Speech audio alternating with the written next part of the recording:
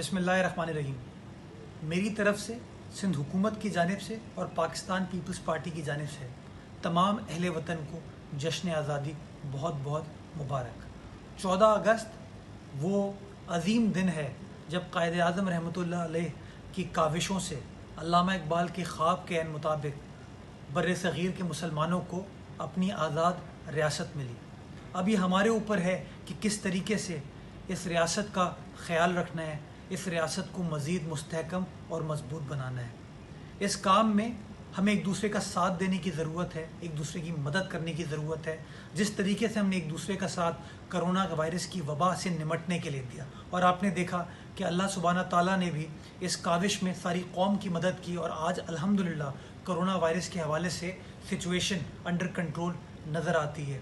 اس یکجہتی کے ساتھ، اس ایمان، اس اتحاد کے ساتھ اگر ہم آگے بڑھتے رہے تو در حقیقت صحیح معنوں میں ہم پاکستان کی خدمت کر پائیں گے، اور پاکستان کا پرچم، پاکستان کا نام دنیا بھر میں روشن کر پائیں گے۔ آئیے اس اچھے کام میں ایک دوسرے کی مدد کیجیے اور اچھے پاکستانی ہونے کا ثبوت دیجیے۔ پاکستان زندہ باد، سلام پاکستان۔